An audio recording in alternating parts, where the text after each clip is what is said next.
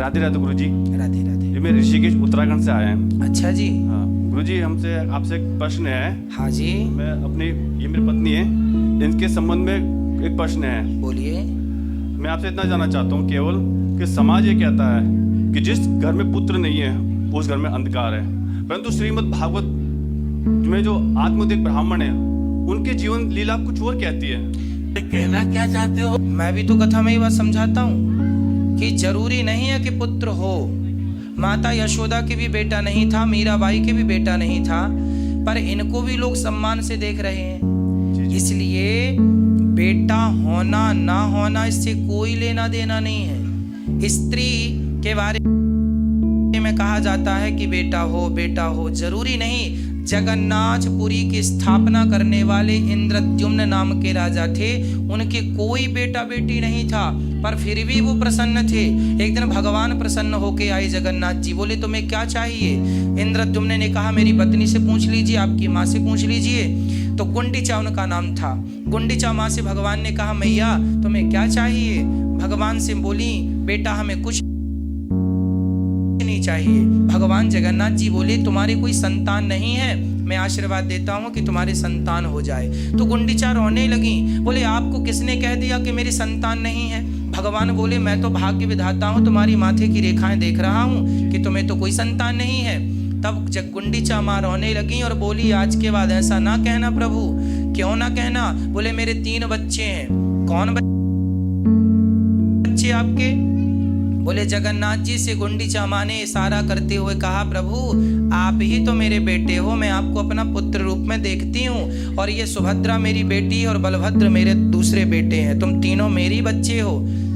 तो जरूरी नहीं है कि गर्भ से ही जन्म ले तो बच्चा हो। कृष्ण भगवान को यशोदानी जी ने गर्भ से जन्म नहीं दिया था। अरे कहना क्या चाहते हो? गुरुजी हम 18 साल से सुसाकार जीवन जीते हैं, दूर है हर चीज से दूर है। जी जी अच्छी तरह से पत्नी आपकी बहुत भागवत सुनती है जी। लेकिन जब समाज इसको भ्रमित करता है ना कि पुत्र होना चाहिए पुत्र, तो ये मुझको भ्रमित करती है। तो पुत्र होना चाहिए, समाज की आज मानसिकता केवल पुत्र तक ही सीमित है, वो इससे ज्यादा कहाँ सोचते हैं। बताओ मीराबाई के कोई बेटा था?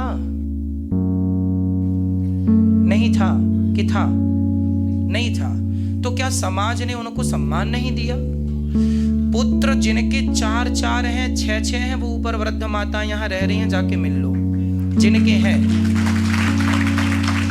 जरूरी नहीं है कि बेटा हो, भक्ति हो। यदि आपका भगवान से प्रेम है उससे कल्याण हो जाएगा, मोक्ष हो जाएगा, जिसके लिए मनुष्य शरीर मिला है। जमाना, आज की कथा में मैंने ये बात अच्छे से समझाया है, किसकी कोई परवाह ना करो कि जमाना